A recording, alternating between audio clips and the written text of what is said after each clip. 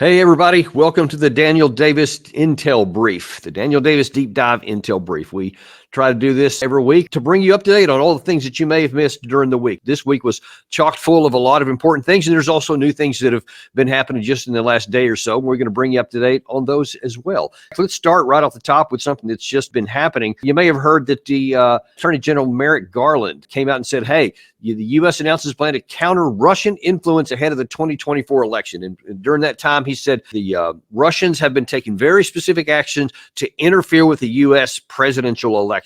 And, you know, and a lot of people are going, oh, my gosh, again, those darn Russians, they're always coming after us, and it's just terrible. Well, so John Kirby was on television this week, today, I think as it was, or I'm sorry, it was on Friday, and he was saying, here's what's been going on. And he was asked by the anchor, okay, well, Garland said there was some specific things that the Russians are doing. So kind of give us a flavor for what they're trying to get done, actually. Watch how this engagement went.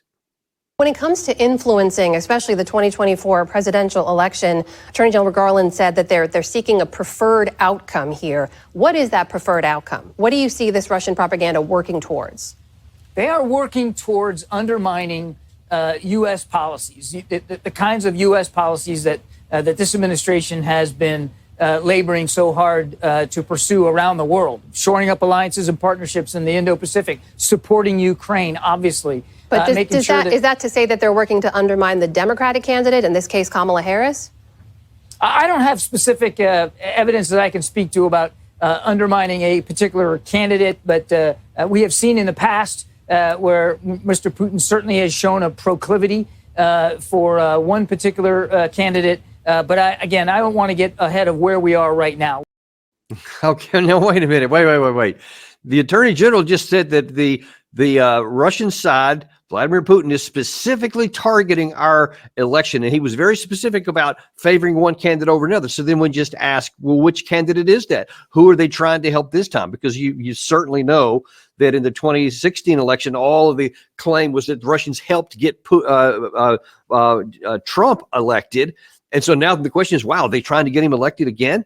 Now, we're going to get into how the Russians actually view that. But I also want to stick for just a second on all the things that Garland is talking about, because prior to this part of the interview right here, Kirby was also explaining some of the other things that this Russian disinformation campaign is putting out, and that as a result of what Garland's doing, also the U.S. is shutting down 30 different websites which claim to be news organizations, and they even, quote, look like them, but all they're really doing is spreading disinformation, i.e. something different than what you want.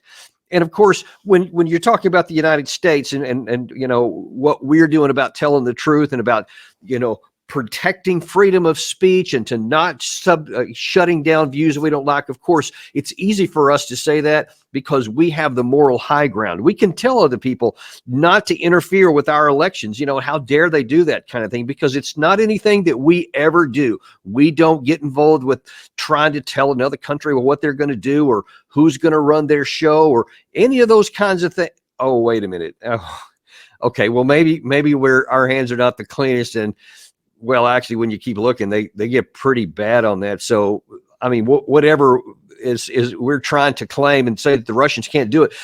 Listen, this is one of the things I like to highlight because it shows not just that we have a double standard. I mean, that's just bad enough by itself, but this actually undermines our credibility.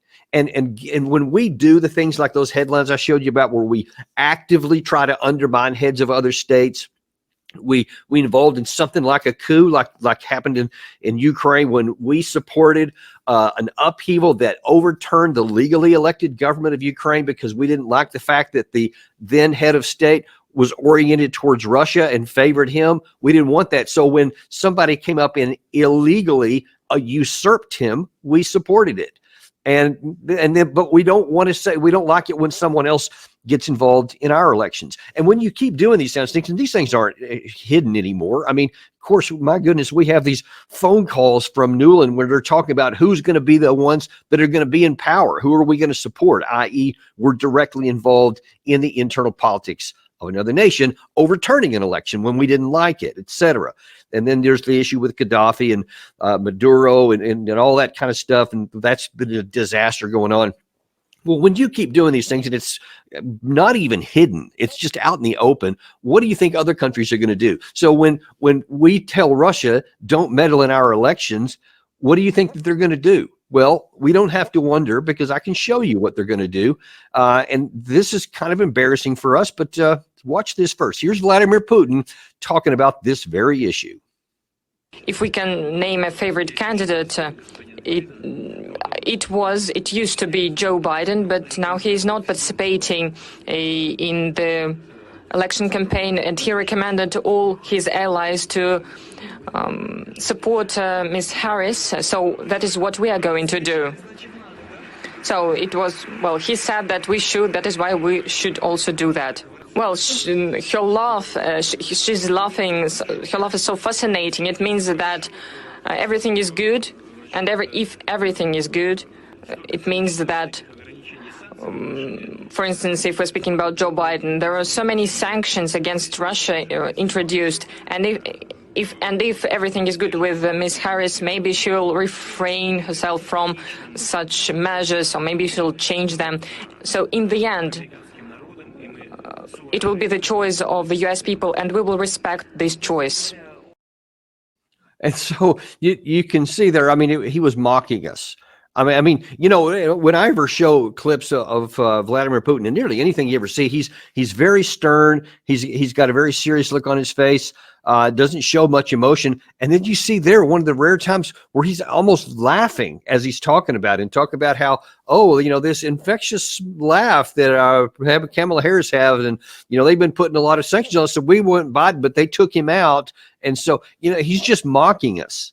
And then he's, you know, has that smirk on his face, which was really out of character, but it's also embarrassing, because now then you see that not only they're not taking us seriously, he's saying, really, and this is kind of self-evident, they don't really care who's going to be the president of the United States. It's not like one candidate is going to do everything that they want, one candidate's not. Because if that was the case, then you'd say, well, then he would probably prefer Trump over Harris, since Biden's not going to be there. Because, like he said there, you know, Biden had all these sanctions on us, and he went after us you know, obviously in supporting the war against us, etc. Trump has been on record saying he wants the Russia-Ukraine war to end. But as Putin also said about a week or so ago, he said that's not necessarily a good thing. He said because Trump came out when he was in and put all kinds of sanctions on us and gave lots of weaponry to the Ukraine side, which was all very true. So it's more like the United States, and it doesn't really matter, you know, who's actually running the show from a foreigner's perspective, from the Russian. Their issue is with the country of the United States, not whatever person happens to be involved with. That should be self-evident, just like it would be for the United States. If we're dealing with Vladimir Putin, or if he wasn't elected in the previous government, or if he steps down for whatever reason, he gets too old, it's not going to make any difference. We still have to be with the next one, just like was the case all throughout the Soviet Union during the Cold War, whether it was Khrushchev or Gorbachev or Yeltsin or any of these other. It didn't make any difference. We dealt with whoever was there and went on with it. But see, we've got in our mind that, you know, oh, they're trying to interfere with our elections. Like, it doesn't come down to what America wants. It doesn't matter what the voters want. They'll secretly be convinced to take one person over another based on what Vladimir Putin wants. I mean, that's insulting to America. Let me just flat out tell you, this whole nonsense about the 2016 with all the bot farms and all this kind of stuff, it's an insult to the Americans. That we're so stupid that one guy in another country is going to slant our election here, even though the internet is flooded, absolutely swamped with everybody and their cousin trying to tell you who to vote for. But you think that one little piece from this one country, which by all accounts was a sliver of the total number of social media platform effects and messages and all that kind of stuff, just a sliver of the total amount that was flooding onto your social media accounts. Do you see how embarrassing it is to even go down that path? But it's an easy call because we love to demonize Russia. So if your side didn't win, it's easy to say, it wasn't my candidate's fault. It was because of those damn Russians. They're the ones that did it to us.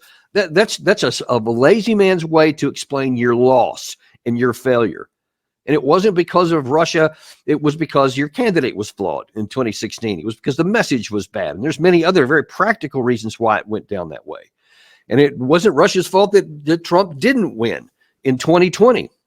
And it won't be Putin's fault that Harris or Trump, either one, whoever ends up winning and who loses, is not going to make any difference what Vladimir Putin wants to do. It's going to be on domestic issues. But we don't want to be responsible for our actions. We don't want to be responsible for failure. So we're always looking for a scapegoat, somebody else that we can blame, and how easy it is to have those evil Russians to be the easy target for that. And so now we're saying that. But there's something even more pernicious under this one. And we're going to talk about this in more detail next week.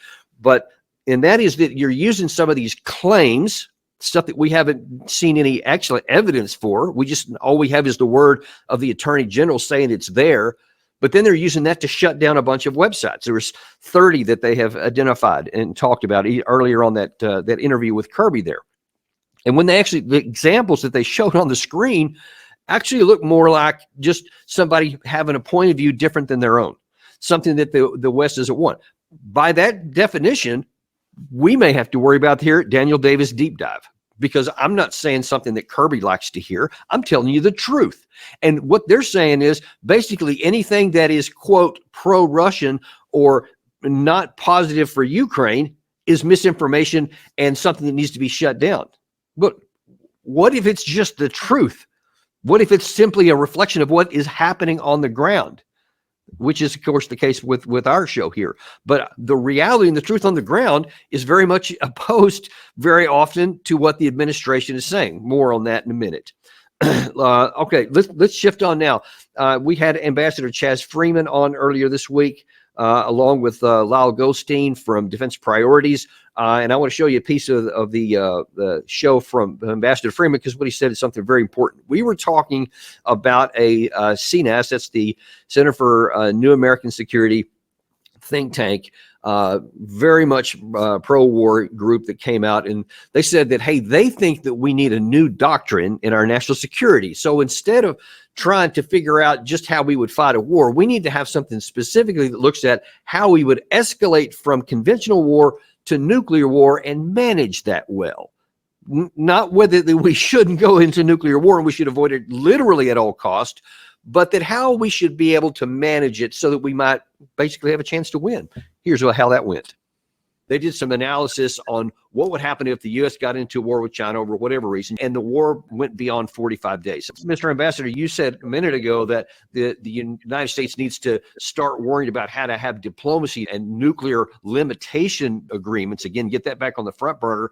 This CNAS thing is basically arguing the opposite direction. We need to start spending more time figuring out how we can manage the escalation and possibly win a nuclear war. What do you think about that? I think threat management, threat reduction is a lot better than threat activation, which is what they're talking about. And I think they're nuts.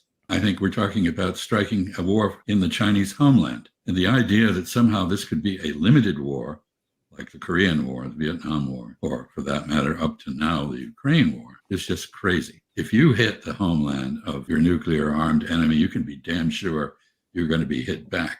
So there is no distinction between tactical and strategic nuclear weapons in this theater. And to imagine there is insane. Now, one of the things she was talking about there was there is some suggestion that the United States could hit certain targets on the Chinese mainland and that the response would stay in the theater. And what Ambassador Freeman went on to elaborate a little bit more was that the Chinese are going to do tit for tat. So if you strike the Chinese mainland, you can be sure that the U.S. mainland will be hit somewhere, American territory. So we think that the war will be contained to the Indo-Pacific, something like the Korean War or the Vietnam War, that it'll be fought over there, or even World Wars I or II, which would, in the European theaters, which would be contained over there. They never came to our soil. He is telling you point blank, do not fall for that foolish, arrogant notion. This is not 1968. It's not 1953. It's not 1917. It's not 1945 anymore. We are facing a situation where that could be the case in the Russia-Ukraine war, by the way. We haven't seen too much of the response right there, leading to this belief that there never will be, that we can literally do anything there when there will never be a response there or anywhere else. And there are very practical, predictable reasons why Russia hasn't done any of these things beyond the scope of the Ukraine theater so far. But there is potential, if not likelihood, that if we go in certain other directions beyond that, if we keep literally thinking that there are no red lines and nothing will ever change, and so we keep escalating our actions closer and closer into the Russian mainland, we may well find out that there are limitations and that there are reactions coming from the Russian side. We'll have to wait and see how that goes, but it makes us, we better behoove ourselves to listen to these warnings from Ambassador Chaz Freeman, who has lived decades of service to the United States and truly understands how the Chinese think better than most Americans do. Listen to what this man says. Next one, we have Larry Johnson, and he was talking about kind of another problem that we have in that we think kind of two-dimensionally, and especially when it comes to the Russians, we think just kind of like caricatures. The evil Russians, the evil Putin, et cetera. So they're not people. They don't have histories. They don't have, things that you can understand and see. And, there's certainly no good side. It's just all bad. And so it's real easy to just have this caricature of Russia and then not think about anything or don't understand their culture and their history, et cetera, and how that may impact what they do or what they don't do based on some actions that we may take.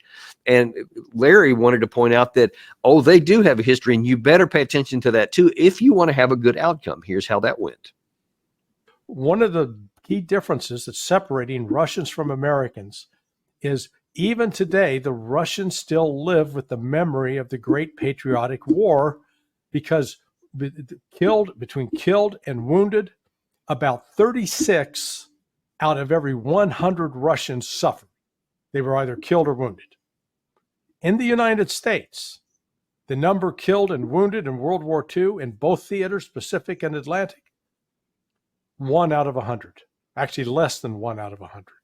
Now, that's why the Russians really aren't keen to get into a fight, whereas on our side, my God, Korea, well, we only lost 50,000. Vietnam, 58,000.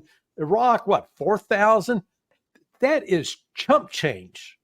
Not for the parents and the family members who lose them. A country that doesn't participate and they don't know anybody, it's not even chump change. It's not even no file found. It doesn't have any impact at all. All we do is make money off of it. So that's where this disconnect comes, and that's what Zelensky said. Oh, keep it coming. The money keep flowing. Many in the United States, to his point there, we don't have a historical experience. We have a vague idea that there was a World War I and World War II, Vietnam and Korea, but that's like ancient history, and it affects so few people. And then you're talking about the wars in Iraq and Afghanistan. Other than political footballs, the people in Washington love to throw back and forth at each other and accuse people of this or that. Hardly anybody even has anybody personal knowledge about any family members or any friends or whatever that participated. It's a tiny, tiny percentage of the American population. The Russians' mentality is that, hey, we've been invaded a bunch of times before. It's not theoretical. It's actually happened. It's never happened to us. So we just dismiss those fears and think they're nuts. But the Russian side, it actually is very real and tangible, and for which they'll make a sacrifice. And we need to keep that at the front of our minds, not in the back of our minds, and not take any action that stokes their fears, that feeds their fears, and actually see if we can find some way to coexist with them. Because, folks, no matter what happens with this war, however it's resolved, however long it takes, Russia's still going to be there, Europe's still going to be there, and we're still going to be here. And we're going to have to figure out some way to get along long term so that we're not in perpetual risk of having a freaking nuclear war. That's what a sober, rational, wise leader would do. And I pray to God that we figure out some way either to find such a leader or to awaken one within some of our existing people who are at the top. I know that may be wishful thinking, but it's still what we need. Okay, I want to stick in that same concept there about the Russia-Ukraine war, because on Friday we saw some reports, and actually I think it was Thursday night, from CNN, where they interviewed the commanding general for Ukraine, General Syrskyi, and he was asked some hard questions by Christiana Amanpour, as you see in this clip here. What do they say to you? Because I know some of them have been there for, more than 2 years. They barely get rotation. They don't get to see their family. There are these glide bombs, these terrifying things and the drones, and there's just so much. I mean, it's almost World War I kind of attacks on them in the trenches. And they're there for a long time with no real hope of rotation. What do they say to you when you go to see them and talk to them? First of all, we speak the same language. You know that I have been in this war since 2014. And over the last 2.5 years, since the beginning of the full-scale aggression, I've personally been participating in combat operations as the commander of the operational and strategic group. Now I am the commander-in-chief of the armed forces of Ukraine. The front line is my life. We understand each other. I know all the problems that our servicemen, soldiers, and officers experience. He did not answer her question. I've got 4 combat deployments by own, and I think the sum total of all of them would be 3 or 4 days in this Ukraine war. Maybe not even that much, because the level of firepower and the sheer terror of the modern battlefield, with drones flying overhead all the time, these explosions happening left and right, artillery rounds, you're always worried about missiles, you can't gather together. I mean, you're in constant fear of death all the time. It is absolutely crucial that a unit be pulled off the line so that it can rest and recuperate, get more troops, and then when you're doing it right, you can actually do some training. I mean, you need to be off the line for a couple of months if possible, so that you can refresh, retrain, and then be ready to go back in a good state of mind, or as good as you can get.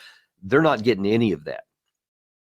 And in fact, they're just getting pressed and thinned out everywhere along the line. They're having trouble recruiting people. The Russian side is not having trouble in any of those areas. And listen, it was, as I've pointed out there yesterday, Syrskyi didn't even answer the question about, what do you do with these rotations of people? They're also, in that same interview, was talking about that there are up to 19,000 men who are being brought up on charges for desertion. That's a huge number. And those are the ones that have been caught and at least brought up. Who knows how many the total there may be. But Ukraine side just is running out of men, and they're just not going to have enough. They over the last several days, actually, in the last 24 to 48 hours, have actually stiffened up in a couple of places, even in the Pokrovsk area. I saw some reports overnight, but even that is just temporary, and it's not anything that they can sustain. They can slow the pace down for a while in some areas, but then they have to pull from one place to get to another. And every time you pull them from one place, that weakens it here, and then the Russians start pushing harder, and you just don't have enough fingers to plug the holes in this dike. And at some point, it's going to be washed over them. And as I say every time, then I will continue to say every time that there's an opportunity, the United States should do everything in its power to bring this war to a rational end, and that means a negotiated settlement, which we talk about a lot. Instead, this is what happened in Ramstein, Germany yesterday, where Zelensky spoke to he actually went in person to speak to a lot of the representatives, which was hosted by Secretary of Defense Lloyd Austin, who then opened up the proceedings with this really flowery statement. Ladies and gentlemen, let's not kid ourselves. Putin will not stop at Ukraine. But as President Biden has said, Ukraine can stop Putin if we stand with Ukraine and provide the weapons that it needs to defend itself. Ukraine's survival is on the line, and all of our security is on the line. So we will continue to stand together to resist Putin's campaign of conquest, and we will continue to keep the faith with the people of Ukraine. I mentioned at the top of this episode that the Attorney General Merrick Garland was talking about misinformation, and that they're shutting down all these websites that don't give the right message. And you had Kirby talking about, they're giving all this misinformation for Russia's favor. Can anyone argue that that's not exactly what Lloyd Austin's doing right here? Any rational thinking person, anyone who's not emotionally connected to one side or the other, just looking at it rationally, because there's almost no truth to what he's saying there. Russia's not going to roll into Western Europe. They don't even have the capacity to do so right now. They spent 2.5 years to inch along that they're doing. Now, they've picked up a little steam lately, but you got to look at it in the context of the war, and they haven't gone that far in the war, and it's not clear how much farther they can go. Now, you heard Austin talking there. Did you hear any truth? So what is the position of the United States? It's unclear to me.